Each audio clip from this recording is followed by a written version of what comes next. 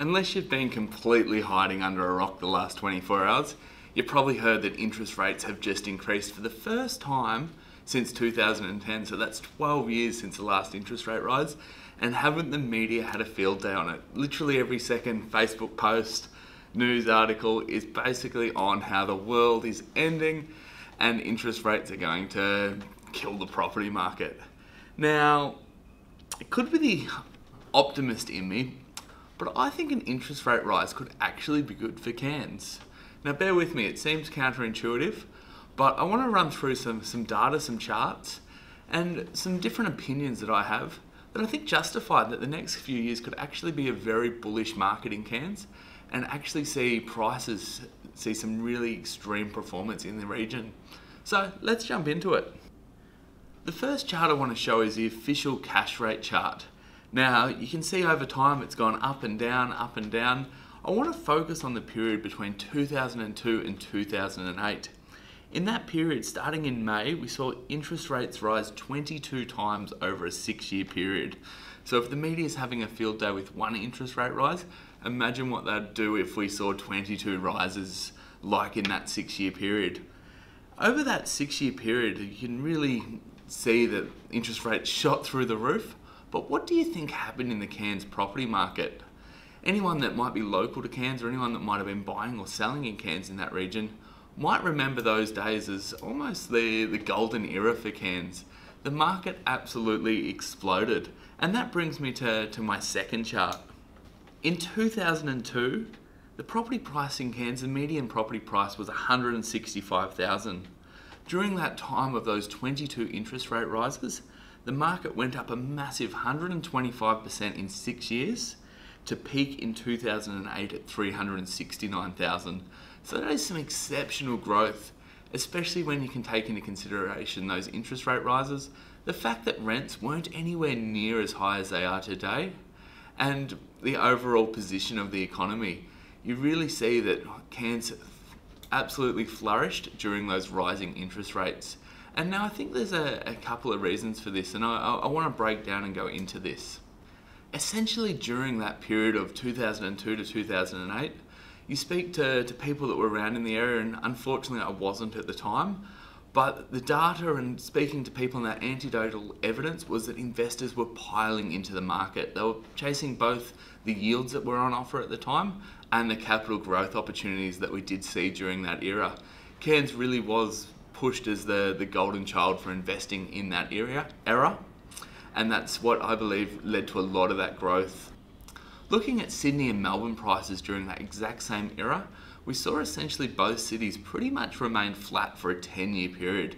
There was very marginal growth in those markets, and I think that's where we're heading to again right now. You don't have to be an investing genius to realise that Sydney and Melbourne, those markets are simply unaffordable. Now looking at this next chart, you'll see that the income ratios for Sydney and Melbourne back in 2001 were sitting around 4.7 for Melbourne and 5.8 for Sydney. In the last 20 years, these have absolutely ballooned. Now this data is a little bit old, but you'll see in 2018 for Sydney, the income ratio was sitting at 9.3 and for Melbourne 8.0. We all know what's happened in the Sydney and Melbourne markets over the last 4 years, and you don't need to be a rocket scientist to realise that those income ratios have continued to push upwards and prices have continued to become unaffordable in those markets. So I think over the next 10 years, Sydney and Melbourne will have a repeat of 2002 and we'll have a very flat era as prices stabilise through those markets and affordability creeps back into place.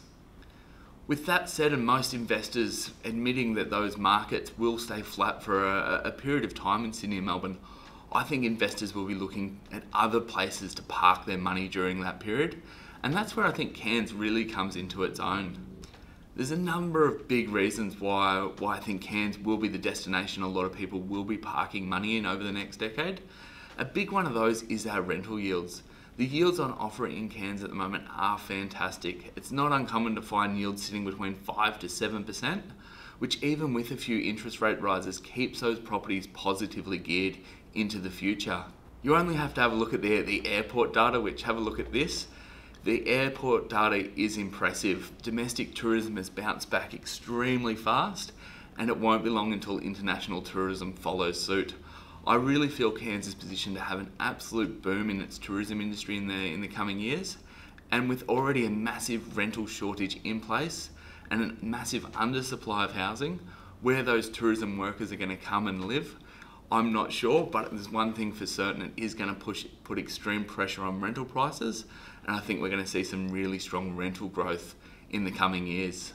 The other big factor that I'm looking at and considering at the moment is both the lack of new supply coming to market and the rising cost of construction.